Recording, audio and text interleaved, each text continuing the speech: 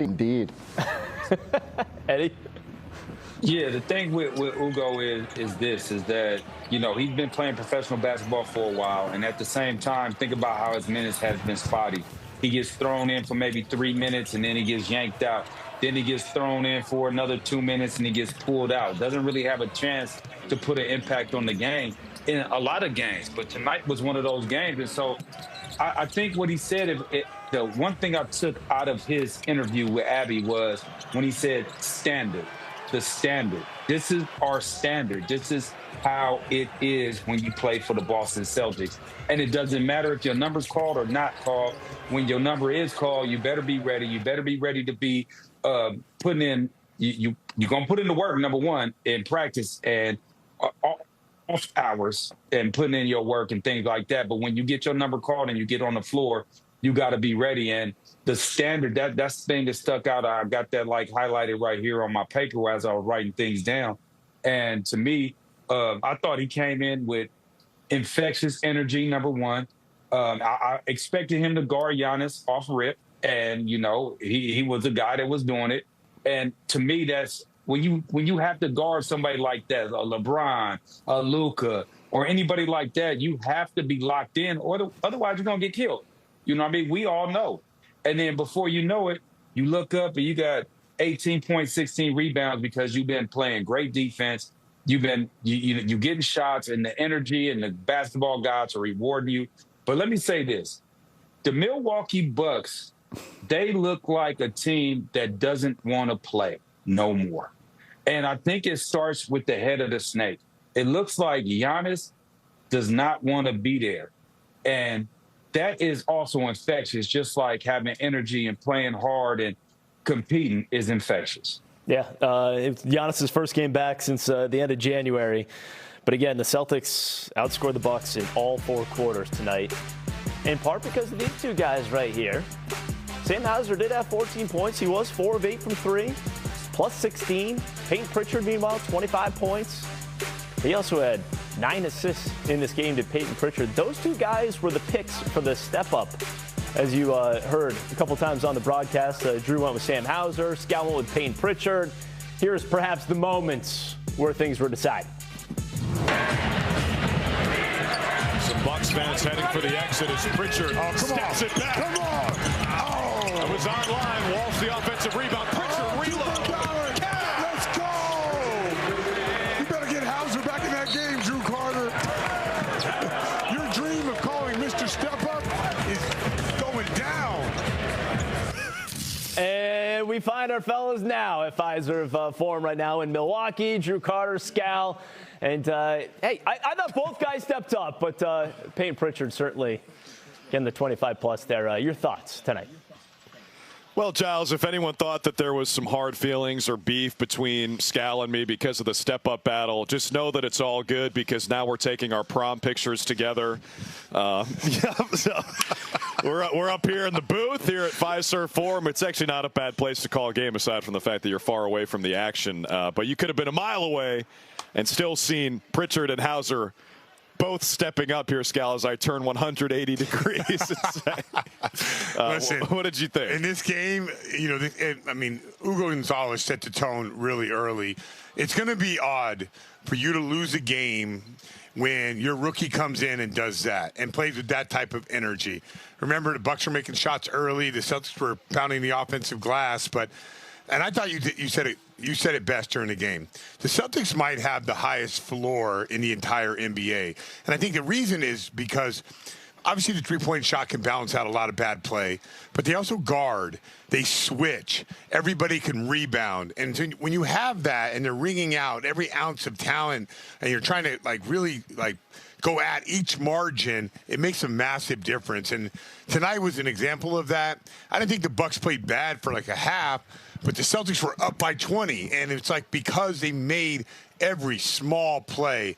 And Joe and Ugo said it, he has a high standard here, and everyone is adhering to that. I think what illustrates that point better than anything is when the Celtics shoot league average or better from three-point range, so 36% or better, they're 28-2. Yeah. They almost never lose. So if that part of the game is equal, the Celtics usually win because they, like you said, they squeeze every ounce of talent out of this roster. I mean, the Celtics have the second best net rating in the league this season.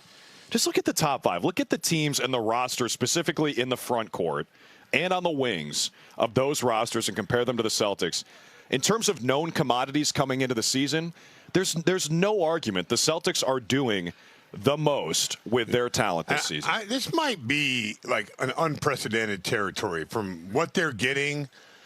So we have to understand, they cut $380 million. They saved that amount of money. And Tatum is making 54, and he hasn't even played a single minute yet. So, this is unprecedented to have this many guys who were, quote-unquote, sort of not rotational players last year to come in and be winning, impactful players. That is not happening in the NBA. Go look at any good team that loses a bunch of good players.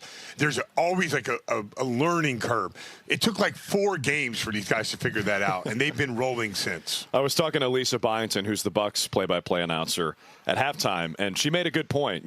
When Brad Stevens was at Butler, it wasn't like he had his pick of the litter from recruits, Great right? call, yeah. And so we were talking about how Ugo, was an end of the first round pick who played 3 minutes a game last year for Real Madrid, and now how he's a super impactful player in his first season in the NBA.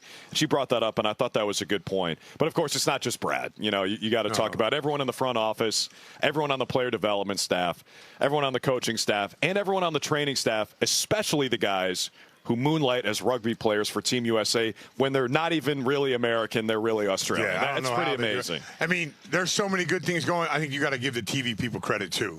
Sure. I mean, if everybody on the plane is getting credit, row 36 and 37 deserve credit too. Yes. A and B in 36 and 37. I co-sign that. We'll give them credit. We'll give you credit specifically for getting out here last night, getting to the plane on time, getting in late, and calling a good game, fellas. Thanks so much. Appreciate it. Enjoy the rest of points.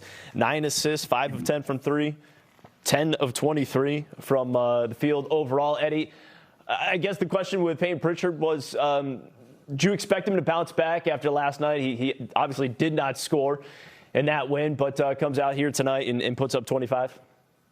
Giles, duh. I mean, come on.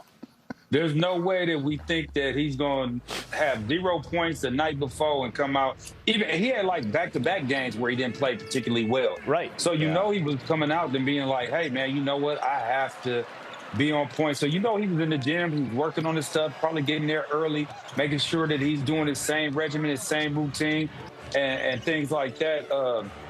So when I look at Payton, he's another one of them players that is a winning player, that's a gym rat, that loves to hoop. And so, no, I'm not surprised that he bounced back like this. I'd have been surprised if he had another bad game.